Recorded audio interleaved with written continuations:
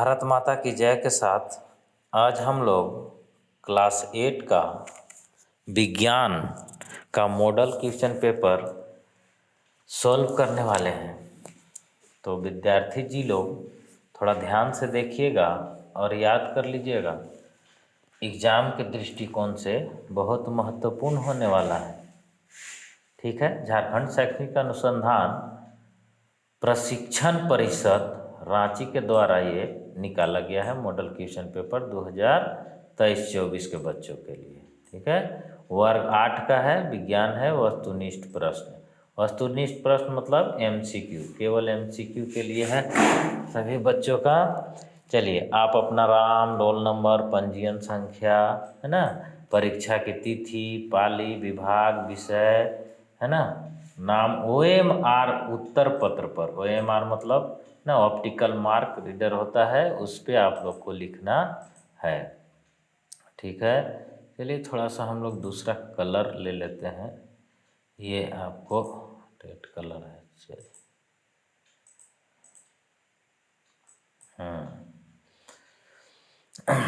कुछ 50 बहुविकल्पीय प्रश्न है इसमें। सभी प्रश्न अनिवार्य हैं। अब प्रत्येक प्रश्न के लिए 1 अंक का है। प्रत्येक प्रश्न कितना का है? 1 अंक का।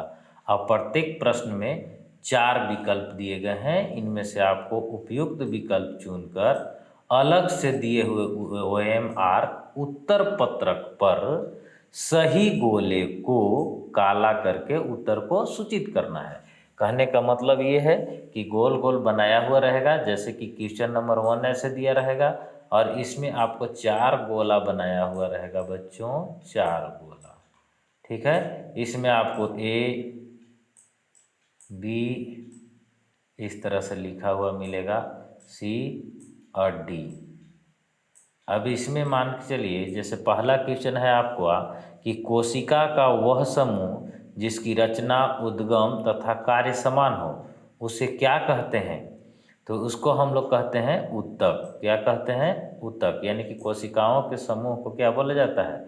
ऊतक। तो ये ऊतक C नंबर में है, इसीलिए हमको यहाँ C को पूरी तरह से काला कर देना होगा। भर के बाहर नहीं निकलना चाहिए, ये तो केवल एक डेमो है। ठीक है। ऐसे हमको काला कर देना है। और ये काला नीला या बॉल पॉइंट पेन कलम का ही प्रयोग करना है, पेंसिल का प्रयोग वर्जित है, नहीं करना है। परीक्षा भवन छोड़ने से पहले OMR उत्तर पत्र को लौटा देना है और प्रश्न पत्र अपने साथ लेके आ जाना है। चलिए इसी के साथ हम लोग शुरू करते हैं क्वेश्चन नंबर 1। तो 1 तो हम लोग कर लिए कि क्या कर लिए बाबू, कि किसी कोशिका का वह समूह जिसकी रचना, उद्गम तथा कार्य समान हो, उसे क्या कहते हैं? तो उसे हम लोग कहते हैं, क्या कहते हैं बाबू? जिसका कार्य और ये सब समान हो, उसको कहते हैं ऊतक। क्या कहते हैं? ऊतक कहते हैं। चलिए, एक कोशिकीय जीव कौन सा है? कहने का मतलब कि इसमें एक कोशिका से बना हुआ जीव कौन है? मक्खी है? नहीं, मक्खी बहुत सारे कोशिका से बने होते हैं। केंचुआ भी बहुत सारे कोशिका से बने होते हैं। अमीबा, हाँ, अमीबा एक ऐसा प्राणी है जो कि एक कोशिका से बना हुआ है। तो इसका सही उत्तर क्या होगा? अमीबा होगा। ठीक है। चलिए, अमीबा सही उत्तर क्या है? अमीबा। आगे बढ़ते हैं हम लोग। और क्या है भाई, कि सजीव के शरीर की संरचनात्मक एवं क्रियात्मक इकाई को क्या कहते हैं? कोई भी सजीव है, उसकी संरचनात्मक मतलब उसका शरीर का संरचना कैसा है, कैसा बनाया गया है, और क्रियात्मक मतलब वो कौन सा कार्य करता है, कैसे करता है, इसका इकाई मतलब आधारभूत इकाई उसका क्या है, यूनिट क्या है, किस चीज़ से वो बना होता है। ऐसा सजीव के शरीर के संरचनात्मक और कार्यात्मक इकाई किस चीज़ से बना होता है? कोशिका का बना होता है। संरचनात्मक और कार्यात्मक इकाई किस चीज़ का बना होता है? कोशिका का बना होता है। चलिए और आगे, निम्न में धातुओं का उपयोग निम्न में धातु का उपयोग कहाँ किया जाता है? निम्न में धातु का उपयोग कहाँ किया जाता है? खाना बनाने के बर्तन में किया जाता है, उर्वरक में भी किया जाता है और पटाखे में भी किया जाता है। तो इस तरह से आपको इस सभी में जो है वो यूज किया जाता है। तो सभी में क्या यूज किया जाता है? धातु का प्रयोग किया जाता है। निम्न में से अधातु कौन सा है? अधातु मतलब बाबू ऐसा पदार्थ जिसमें विद्युत का चालन ना हो, है ना, जो चमकीला नहीं हो, उसको अधातु कहते हैं, है ना, जिसको पीटने पर टूट जाता है। तो यहाँ सल्फर है, कार्बन है, ऑक्सीजन है, ये सभी जो है गैस है और ये सब अधातु हैं। यानी कि इनमें से सभी चौथा नंबर का उत्तर होगा। निम्न में से अधातु कौन सी है? तो सभी है, सल्फर, कार्बन और ऑक्सीजन। निम्न में से धातुओं का उपयोग कहाँ किया जाता है? तो सभी में किया जाता है। चलिए आगे हम लोग चलते हैं। कौन सी एकमात्र धातु है जो विद्युत की सुचालक है? कौन सी एकमात्र अधातु है जो विद्युत का सुचालक है? अधातु मतलब ऐसे तो नॉर्मली अधातु विद्युत का कुचालक होता है, लेकिन एकमात्र ऐसा अधातु है जो विद्युत का चालन करता है। कमेंट कीजिए फटाक से। और नहीं तो कार्बन, फास्फोरस, ग्रेफाइट। देखिए ये जो ग्रेफाइट है ये हमारा विद्युत का चालन करता है। तो सही उत्तर क्या हो जाएगा बाबू? ग्रेफाइट, है ना। वह एकमात्र अधातु है जो विद्युत का चालन करता है या विद्युत का सुचालक है, वो है ग्रेफाइट। ग्रेफाइट मतलब यानी कि जो पेंसिल में नीड के रूप में लगा हुआ रहता है, नीब जो पेंसिल का रहता है वो ग्रेफाइट का बना होता है, जिससे हम लोग लिखते हैं पेंसिल। चलिए आगे बढ़ते हैं। सूक्ष्म जीव की वृद्धि को रोकने के लिए किसका उपयोग किया जाता है? तो सूक्ष्म जीव की वृद्धि को रोकने के लिए किसका उपयोग किया जाता है? हम लोग आमतौर पर जब घर में अचार लगाते हैं, अचार तो सबके घर में लगता होगा, अचार में देखता होगा नमक भी डाला जाता है, खाद तेल भी डाला जाता है और थोड़ा सा चीनी उसमें मिलाया जाता है। यानी कि सूक्ष्म जीव को रोकने का पूरी तरीका से इंतजाम किया जाता है। यानी कि नमक, खाद, तेल और चीनी। जो अचार में तेल कम हो जाता है, जिस अचार में तेल की कमी होगी उसमें सूक्ष्म जीव पनप जाता है। नमक की कमी होगी, सूक्ष्म जीव पनप जाएगा।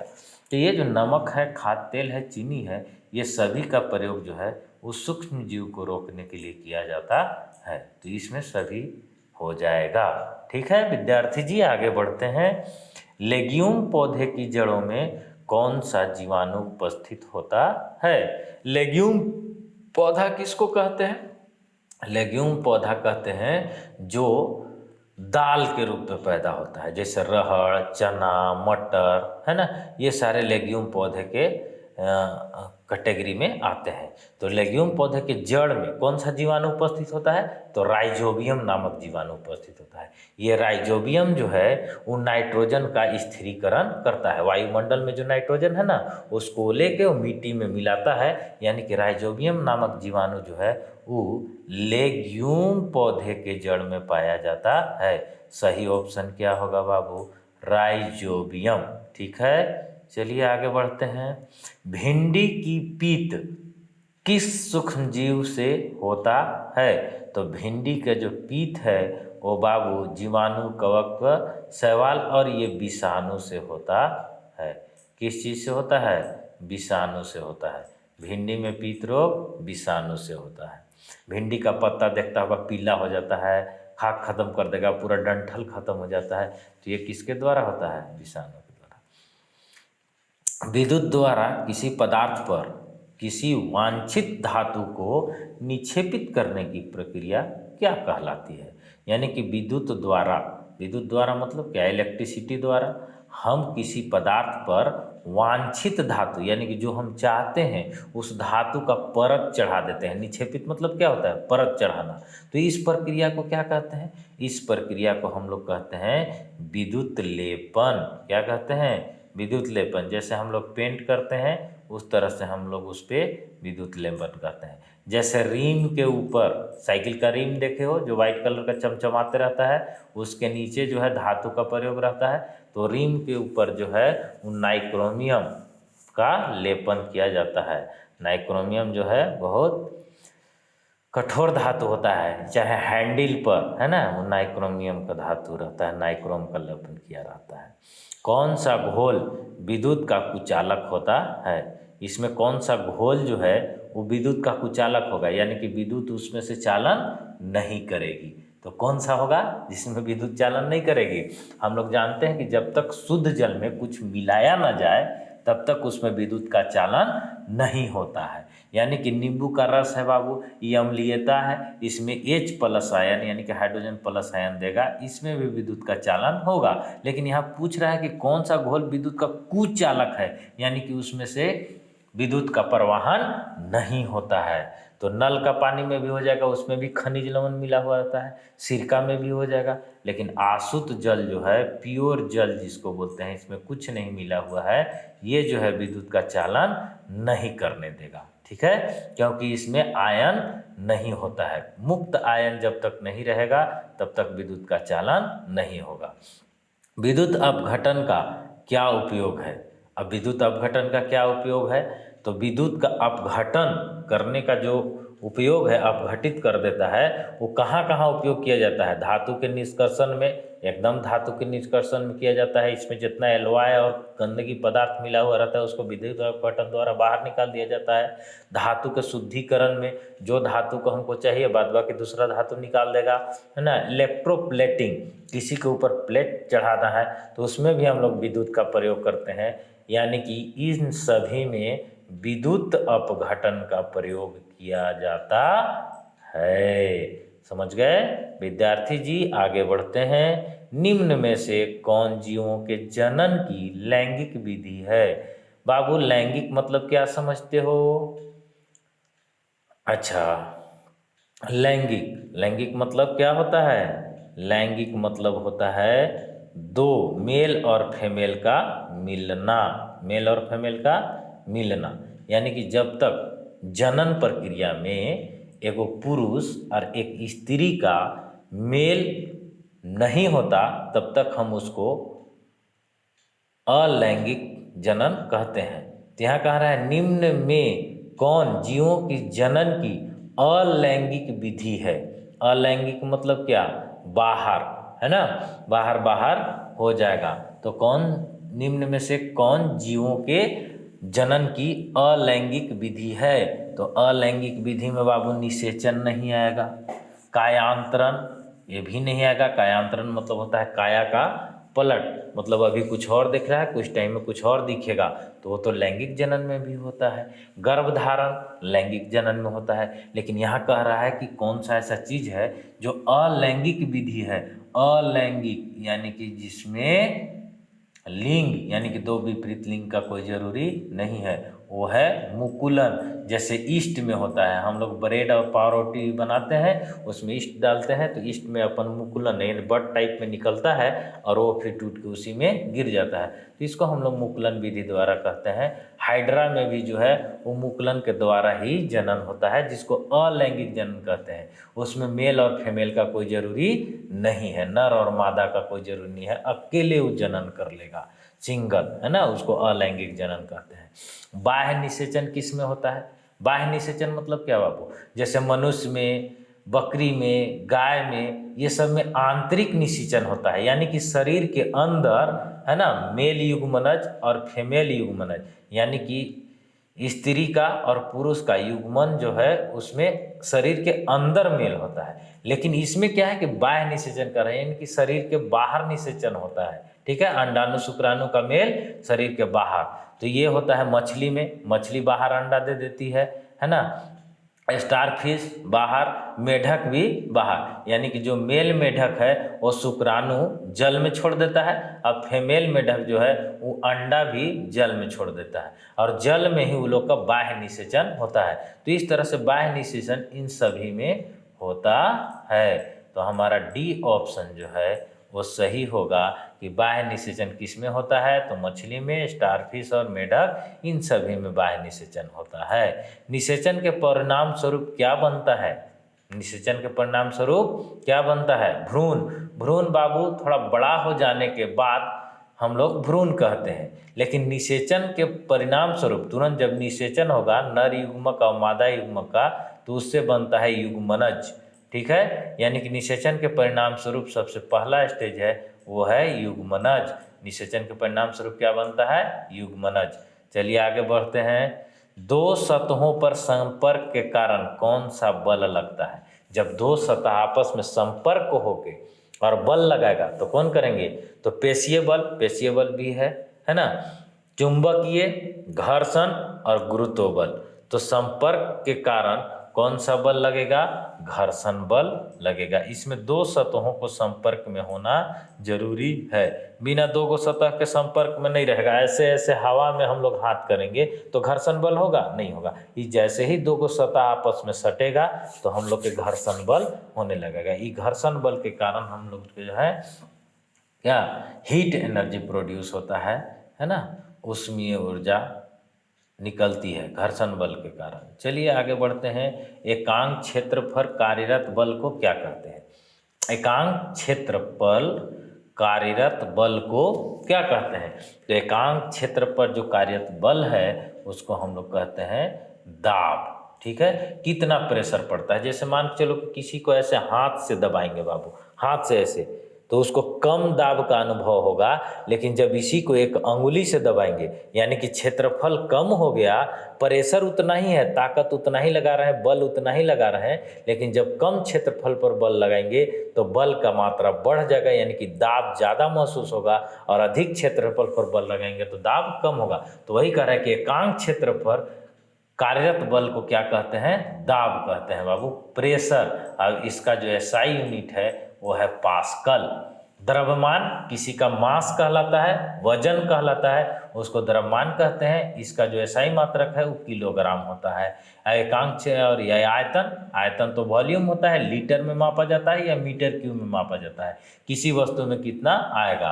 और ऊर्जा कार्य करने की क्षमता है, यानी कि जितना ज़्यादा हमारे शरीर में ऊर्जा रहेगा उतना अधिक समय तक बोल सकते हैं, उतना अधिक समय तक पढ़ सकते हैं, भाग सकते हैं। तो ऊर्जा जो है वो कार्य करने की एक क्षमता है। ठीक है, चलिए इसका SI मात्रक जूल होता है। और इतना डिटेल में पढ़ाएंगे तो बहुत ज़्यादा लंबा हो जाएगा, इसीलिए थोड़ा शॉर्ट में देखते हैं हम लोग, उत्तर की ओर चलते हैं। निम्नलिखित बलों में कौन सा संपर्कित बल निम्नलिखित बलों में कौन सा संपर्कित बल है? कौन सा संपर्कित बल है? चुंबकीय बल दूर से ही कर लेगा बाबू, चुंबकीय बल दूर से खींच लेता है लोहा को। स्थिर वैद्युत बल वो भी दूर से खींच लेता है। और गुरुत्व बल ये भी जो है हम लोग को दूर से ही इफेक्ट डालता है। जैसे कोई वस्तु को ऊपर फेंकते हैं तो धरती ऑटोमेटिक अपनी ओर आकर्षित करता है, यानी कि गुरुत्व बल को संपर्क का कोई जरूरी नहीं है, लेकिन पेशीय बल को जो है उस संपर्क की जरूरी है। जैसे हमको हाथ से कुछ उठाना है, पेशीय बल लगाना है,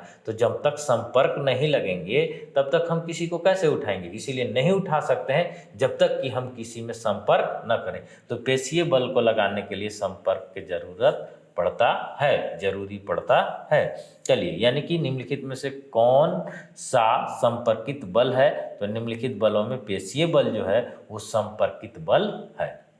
सूर्य नाभिकीय अभिक्रियाओं द्वारा क्या उत्पन्न करता है? तो सूर्य नाभिकीय अभिक्रिया द्वारा हम लोग जानते हैं बाबू कि सूर्य ऊष्मा और प्रकाश दोनों उत्पन्न करता है। इसमें कोई नहीं है, ये तो बकलोल वाला एक दे दिया है जी ऑप्शन। इसमें दोनों जो है वो सही ऑप्शन होगा कि सूर्य नाभिकीय अभिक्रिया द्वारा उत्पन्न करता है तो ऊष्मा और प्रकाश। कौन जीवाश्म ईंधन नहीं है? जीवाश्म ईंधन इसको कहते हैं जिसमें जीव व्याप्त हो। कोयला, कहीं न कहीं कोयला कभी न कभी उसमें जीव व्याप्त था, है ना। आज नहीं था, पहले हजारों वर्ष पहले भूमि के नीचे दब गया और वो धीरे धीरे लकड़ी और मतलब जो ये था जंगल वो कोयला के रूप में परिवर्तन हो गया। लकड़ी भी जीवाश्म ईंधन है, पेट्रोल भी जीवाश्म ईंधन है, लेकिन ये प्राकृतिक गैस जो है ये जीवाश्म ईंधन नहीं है, इसमें जीव प्राप्त नहीं हो जाता है। इस माने ईंधन को प्राप्त करने के लिए किसी जीव का अंश नहीं रहता है। चलिए, तो इसीलिए इसमें जीवाश्म ईंधन नहीं है, क्वेश्चन ध्यान देना है, यहाँ नहीं लिखा हुआ है, तो नहीं है प्राकृतिक गैस। किसी पदार्थ के दहन के लिए क्या आवश्यक है? तो किसी प्रकाश के दहन के लिए सब कुछ जरूरी है बाबू। किसी पदार्थ के दहन के लिए, दहनशील पदार्थ लकड़ी रहेगा, कागज रहेगा, पेट्रोलियम रहेगा, तब ना कुछ जलेगा। तो जलने के लिए दहनशील पदार्थ होना चाहिए, ज्वलन ताप होना चाहिए। वो कितना ताप पर जलता है उसको उतना ताप मिलना चाहिए। जैसे सुबह सुबह अगर जो क्या गांव देहात में खाना बनाता है लोग, तो लकड़ी को सुलगाने के लिए, उस लकड़ी में आग पकड़ाने के लिए लकड़ी के ज्वलन ताप तक उसको पहले गर्म किया जाता है। ठीक है, तब जैसे शुरू प्लास्टिक डालेंगे, उसमें कागज डालेंगे और इसके बाद उसको फायर को, आग को बढ़ाते हैं, और लकड़ी जब ज्वलन ताप तक पहुंच जाती है तो लकड़ी में आग पकड़ लेती है। तो ज्वलन ताप भी चाहिए, ऑक्सीजन चाहिए। बिना ऑक्सीजन का तो कुछ दहन होगा नहीं, बिना ऑक्सीजन का आग पकड़बे नहीं करेगा। इसलिए ये जो है ABC, ये तीनों का तीनों सही है। तो इसमें हम लोग D नंबर ऑप्शन मारेंगे बाबू। चलिए आगे बढ़ते हैं। जीवन काल की वह अवधि जब शरीर में ऐसे परिवर्तन होते हैं जिनके परिणाम स्वरूप जनन परिपक्वता आ जाती है या आती है। तो जीवन काल का वह अवधि कब होता है? आदमी के शरीर में कब पता चलता है कि अब ये जो है जनन कर सकता है, यानी कि अपने जैसा दूसरे बच्चे को जन्म दे सकता है। ऐसा परिवर्तन देखने के लिए आदमी में कब मिलता है? बाल्यावस्था, छोटने से पता चलने लगता है? नहीं। युवावस्था तो बहुत ज़्यादा हो गया, बहुत बड़ा में है ना, ये तो पूरा पता परिपक्व हो गया युवावस्था। वृद्धावस्था, वो तो पूरा बूढ़ा हो गया, तो उसमें तो पता चलेगा ही जनन परिपक्वता। लेकिन प्रारंभ कब होता है? शरीर में वह अवधि है जिसमें परिवर्तन दिखाई देने लगता है, तो वह है किशोरावस्था। किशोरावस्था 14 वर्ष से 18 वर्ष के बीच की अवस्था को हम लोग किशोरावस्था कहते हैं। कभी कभी 12 से 18 वर्ष तक भी देता है किशोरावस्था का उम्र। चलिए, क्रोध, चिंता, उत्तेजना की अवस्था में कौन सा हार्मोन उत्तरदायी है? जब हम गुस्सा जाते हैं, है ना, जब चिंता करते हैं, जब उत्तेजना होती है हमारे शरीर के अंदर, तो ये सब करने का जो हार्मोन है वो कौन सा हार्मोन है? ये है एड्रीनेलिन। एड्रीनेलिन जो हार्मोन है बाबू, यही हमको क्रोध, चिंता, उत्तेजना के मुख्य कारक है। टेस्टोस्टेरोन और एस्ट्रोजन और थायरोक्सिन हार्मोन ये दूसरा काम करता है। थायरोक्सिन हार्मोन से जो है वो ग्वाइटर रोग को नियंत्रित करता है ना। और टेस्टोस्टेरोन किस में स्रावित होता है? एस्ट्रोजन लेडीज में, टेस्टोस्टेरोन पुरुष में।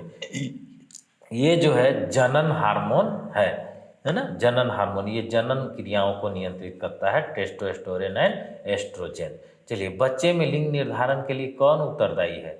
बच्चा में लिंग निर्धारण मतलब क्या होता है बाबू? कि जो बच्चा जन्म ले रहा है वो लड़की लेगा कि लड़का लेगा, है ना, यानी कि गर्ल्स पैदा लेगा या बॉय पैदा लेगा, इसका निर्धारण के लिए कौन उत्तरदायी है? माता, पिता, दोनों, इनमें से कोई नहीं, ओनली फॉर पिता इसमें जो है बाबू विद्यार्थी जी, ओनली पिता इस पे उत्तरदायी है। क्योंकि पिता के पास ही X और Y गुणसूत्र होती है, जबकि माता के पास ओनली फॉर X गुणसूत्र होता है। तो जब X का मेल X से होगा, है ना, तो हमारे पास लड़की जन्म लेगा, और जब X का मेल Y से होगा, यानी कि पिता के पास ही एक Y गुणसूत्र होता है, तब हमारे को लड़का जन्म लेने का संभावना है। तो यानी कि लड़का पैदा करने के लिए, बच्चे में लिंग निर्धारण करने के लिए कौन उत्तरदायी हो गया? पिता उत्तरदायी होगा, क्योंकि पिता का ही गुणसूत्र में XY होता है, माता में तो केवल XX होता है। तो इसीलिए माता किसी भी हालत में उत्तरदायी नहीं है क्या करने के लिए? लिंग निर्धारण करने के लिए। बात समझ गए? चलिए आगे हम लोग बढ़ते हैं। यदि आपतन कोण का मान 30 डिग्री है तो परावर्तन कोण का मान कितना होगा? बाबू हम लोग पढ़ चुके हैं फिजिक्स में कि आपतन कोण का मान परावर्तन कोण के मान के बराबर होता है। आपतन कोण का मान परावर्तन कोण के बराबर होता है। आपतित किरण, परावर्तित किरण और डाला गया अभिलंब, ये तीनों एक ही तल में होता है। ये भी हम लोग पढ़ चुके हैं। तो ये परावर्तन का नियम है कि आपतन कोण का मान परावर्तन कोण के मान के बराबर होगा। चलिए, समतल दर्पण से बना प्रतिबिंब होता है। तो समतल दर्पण से जो प्रतिबिंब बनता है, समतल दर्पण मतलब का रोज दिन जिसमें हम लोग चेहरा देखते हैं, प्रतिदिन चेहरा देखते हैं, उसी को समतल दर्पण कहते हैं, प्लेन मिरर। और इसको में जो है ऐसा प्रतिबिंब बनता है जिसको हम लोग आभासी प्रतिबिंब कहते हैं। क्यों बाबू? क्योंकि समतल दर्पण में बना हुआ प्रतिबिंब को पर्दा पर उतारा नहीं जा सकता है। तो आप लोग समझदार हैं। ऐसे प्रतिबिंब जिसको पर्दा पर उतारा नहीं जा सकता है उसको आभासी प्रतिबिंब कहते हैं। ठीक है, चलिए, तो इसका सही उत्तर क्या हो जाएगा? आभासी प्रतिबिंब वह यंत्र जो दृष्टि रेखा पर नहीं रहने वाले वस्तु को भी दिखाता है। दृष्टि रेखा मतलब क्या बाबू? हम तुम लोग के सामने देख रहे हैं तो ये दृष्टि रेखा हो गया। हमारा पीछे या ये दृष्टि रेखा से ऊपर हम लोग नहीं देख सकते हैं। तो दृष्टि रेखा से परे रहने वाले वस्तु को भी जो दिखा देता है उसको हम लोग क्या कहते हैं? उसको कहते हैं पेरिस्कोप। क्या कहते हैं उसको? पेरिस्कोप। ठीक है, विच्छेदन, दूरबीन, ये सब तो दूर की वस्तु के देखने के लिए है ना। टेलीस्कोप ये सब नहीं है। पेरिस्कोप जो है हम अपने से पीछे स्थित वस्तु को भी देख सकते हैं, क्योंकि वो मिरर के द्वारा बनाया हुआ रहता है। उधर से मिरर रहेगा, एक ऐसे हल्का टिल्ट करके फिर आगे मिरर लगा हुआ रहेगा तो उधर का प्रतिबिंब इधर दिखने लगेगा। तो इसको हम लोग पेरिस्कोप कहते हैं। ये समुद्री जहाज में जो पनडुब्बी खास करके होते हैं, जो पानी के अंदर अंदर चलते हैं, उसमें पेरिस्कोप लगा हुआ रहता है। काटी गई फसल से बीजों या दानों को अलग करना क्या कहलाता है? काटी गई फसल से बीजों और दानों को अलग करने की प्रक्रिया को क्या कहते हैं? थ्रेसिंग। आजकल तो सबके यहाँ होता है। का किए? धान को थ्रेसर में दवा दिए। तो थ्रेसर में दवाएं मतलब का, जो धान काट के रखे थे ओकर से बीज को अलग कर लिए। तो दाने या बीजों को अलग करने की प्रक्रिया को थ्रेसिंग कहते हैं। कटाई तो भाई काटते हैं, ओसाई भूसा से अलग करते हैं उसको, और निराई जब हम लोग खेत में बो देते हैं और उसमें कुछ अवांछित पेड़ पौधा उग जाता है तब हम उसको निकालने की क्रिया को निराई कहते हैं। चलिए आगे बढ़ते हैं हम लोग। अनाज के भंडारण के लिए अनाज में नमी की मात्रा क्या होनी चाहिए? जब अनाज हम रखते हैं कहीं पे, जैसे कोई भी चीज़ पैदा करते हैं बाबू, तो उसको पहले सुखाया जाता है। बादाम पैदा किए तो बादाम जमीन में से निकाल के डायरेक्ट उसको थोड़ी ना भंडारण कर देंगे, उसको सुखाते हैं। तो कितना नमी होना चाहिए उसमें? तो 14% से कम नमी होना चाहिए, 14% से कम पानी होना चाहिए, पानी की मात्रा उसमें, तब वो खराब नहीं होगा। मात्रा क्या होनी चाहिए? जब अनाज हम रखते हैं कहीं पे, जैसे कोई भी चीज़ पैदा करते हैं बाबू, तो उसको पहले सुखाया जाता है। बादाम पैदा किए तो बादाम जमीन में से निकाल के डायरेक्ट उसको थोड़ी ना भंडारण कर देंगे, उसको सुखाते हैं। तो कितना नमी होना चाहिए उसमें? तो 14% से कम नमी होना चाहिए, 14% से कम पानी होना चाहिए, पानी की मात्रा उसमें, तब वो खराब नहीं होगा, अन्यथा वो खराब हो सकती है। किस जीव को किसानों का मित्र कहा जाता है? किस जीव को किसानों का मित्र कहा जाता है? यानी कि किसान का दोस्त। तो किसान का दोस्त किसको कहेंगे बाबू? चूहा को? सांप को? सांप किसान के मित्र है। हाथी को? हाथी आता है, घर तोड़ता है और सब खा भी जाता है, फसल लगा हुआ रहता है। लेकिन केंचुआ जो है ऐसा जीव है जो कि किसान की मदद करता है। क्या में? मिट्टी की उर्वरता बढ़ाने में। ये जो है मिट्टी को हल्का और मिट्टी में सुराग बना देता है, जिसके कारण जल धारण क्षमता मिट्टी का बढ़ जाता है और उपजाऊता क्षमता बढ़ जाता है, यानी कि उर्वरक की मात्रा बढ़ाने का काम करता है। कौन? केंचुआ। इसीलिए किसानों का मित्र कहा जाता है। सूर्य के सबसे ऊपरी सतह का तापमान कितना है? सूर्य के सबसे ऊपरी सतह का तापमान है बाबू 6000 डिग्री सेंटीग्रेड। कितना है? 6000 डिग्री सेंटीग्रेड ऊपरी तापमान। निम्न में से कौन प्राकृतिक उपग्रह है? इसमें प्राकृतिक उपग्रह मतलब का ऐसे सेलेशियल बॉडी, ऐसा उपग्रह जो आदमी के द्वारा बनाया गया है, उसको हम लोग मानव निर्मित उपग्रह कहते हैं। लेकिन यहाँ क्या कह रहा है कि प्राकृतिक उपग्रह, यानी कि जो प्रकृति द्वारा बनाया गया है उसको हम लोग, माने वो कौन सा है, तो सूर्य। सूर्य तो खुद एक तारा है, सूर्य को तारे के रूप में वर्गीकृत किया जाता है क्योंकि इसके पास अपना लाइट, अपना प्रकाश, अपना उष्मा है ना। और चंद्रमा, यही पृथ्वी का एकमात्र प्राकृतिक उपग्रह है, चंद्रमा। तो निम्न में से कौन प्राकृतिक उपग्रह है, चंद्रमा। ध्रुव तारा तो तारा है, आर्यभट्ट तो एक मानव निर्मित उपग्रह है। चलिए, लेकिन हमको प्राकृतिक उपग्रह कौन है, चंद्रमा। किस ग्रह का द्रव्यमान सबसे अधिक है, किस ग्रह का द्रव्यमान सबसे ज़्यादा है। द्रव्यमान मतलब क्या बाबू, वजन, मास, किलोग्राम, जकरा हम लोग तौलेंगे तो सबसे ज़्यादा कौन होगा, भारी, वो है बृहस्पति। सबसे बड़ा ग्रह भी है बृहस्पति। घर्षण हमेशा हानिकारक है, लाभदायक है, आरोपित बल की दिशा में कार्य करता है। मतलब जिधर हम लोग बल लगाएंगे घर्षण बल उधरे काम करेगा, नहीं, आरोपित बल का विरोध करती है। हमेशा क्या करेगा, आरोपित बल को विरोध करेगा, घर्षण। इसीलिए ना घर्षण के कारण जो है हमारा बॉल बेयरिंग सब घिंच जाता है साइकिल का, है ना। और जिधर का बल लगाते हैं उसके विपरीत बल कार्य करता है। चलिए, घर्षण निर्भर करता है, घर्षण किस पर निर्भर करता है, घर्षण पृष्ठ की प्रकृति पर एकदम निर्भर करेगा। वस्तु के भार पर, कितना ज़्यादा भार है उस पर भी हमारा घर्षण निर्भर करता है। दोनों पर, हाँ भाई, दोनों पर निर्भर करेगा हमारा घर्षण, है ना, कितना लगेगा। चलिए, घर्षण बढ़ने का तरीका निम्न में से कौन है। तो घर्षण बढ़ाने का तरीका होना चाहिए, बढ़ने का नहीं, है ना। तो घर्षण बढ़ाने का तरीका निम्न में से कौन है। तो घर्षण बढ़ा सकता है बाबू स्नेहक द्वारा, बॉल बेयरिंग द्वारा तो कम करते हैं जी, सतह को रुखड़ा करके।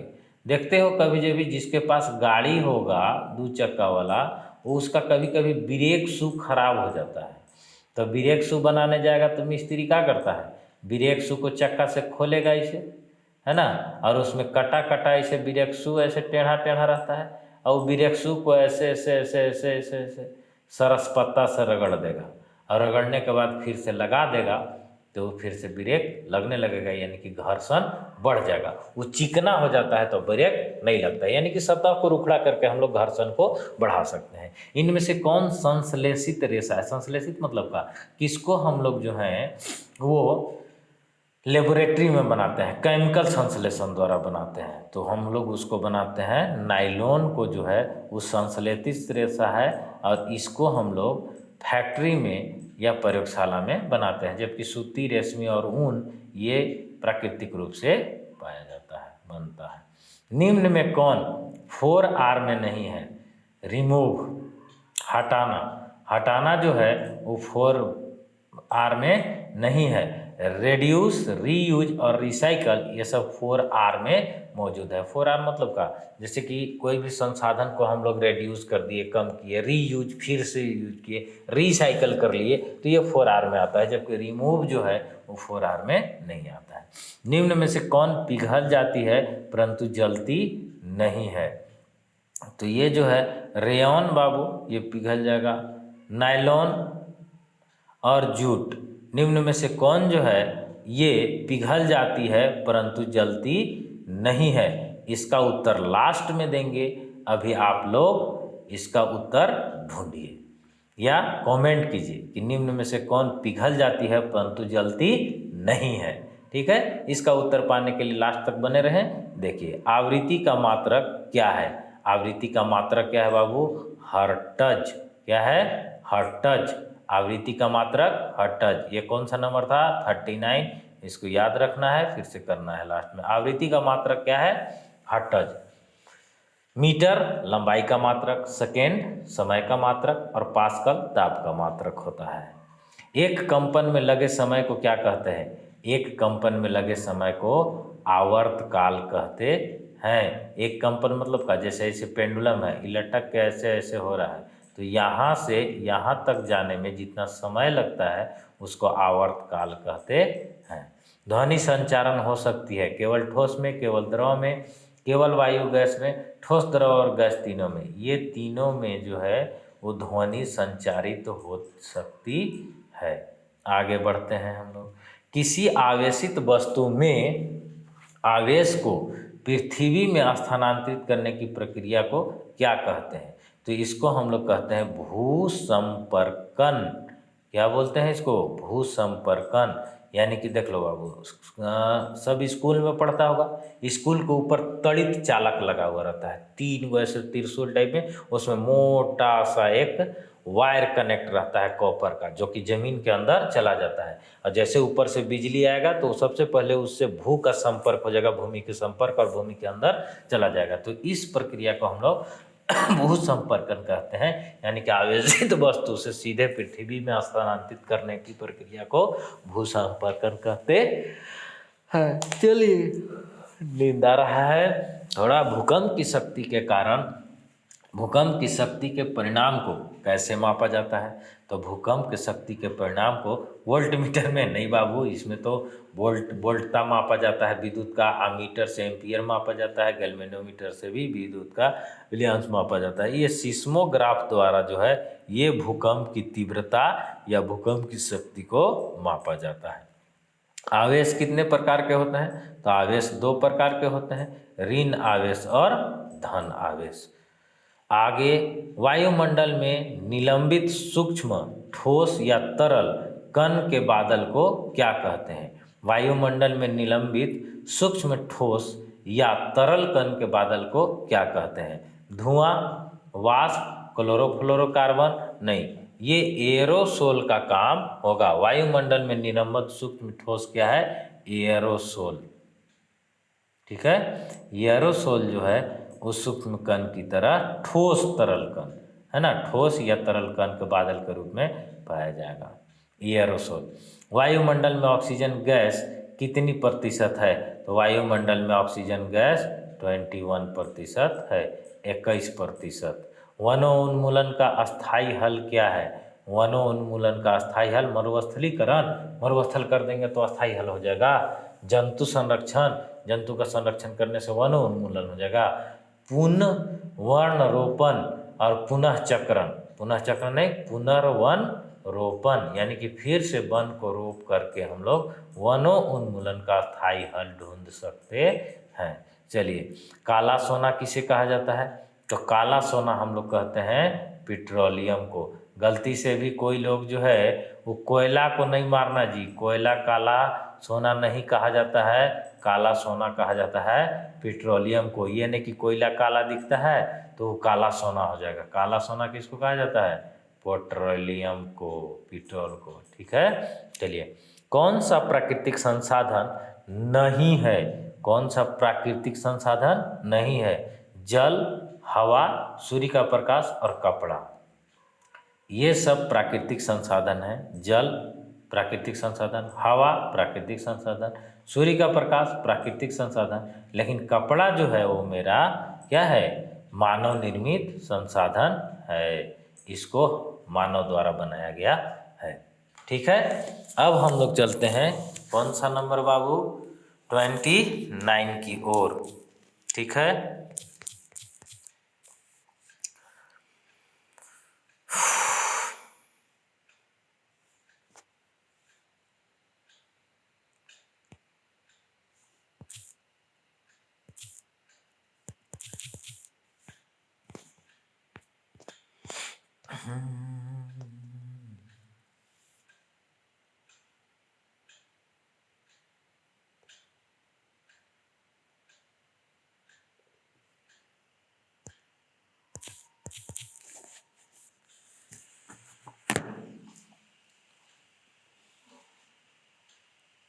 थर्टी 39 क्या है? इनमें से कौन पिघल जाती है परंतु जलती नहीं है?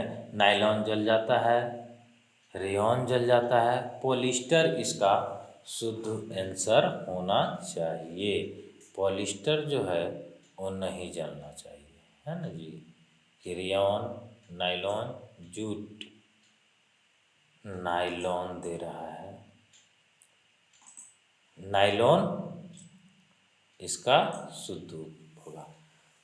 39 इनमें से कौन पिघल जाती है परंतु जलती नहीं है? तो वो है नायलॉन। ठीक, ओके, धन्यवाद। मिलते हैं नेक्स्ट वीडियो में। तब तक आप लोग खूब पढ़ो और खूब पढ़ो। ठीक है, चलो।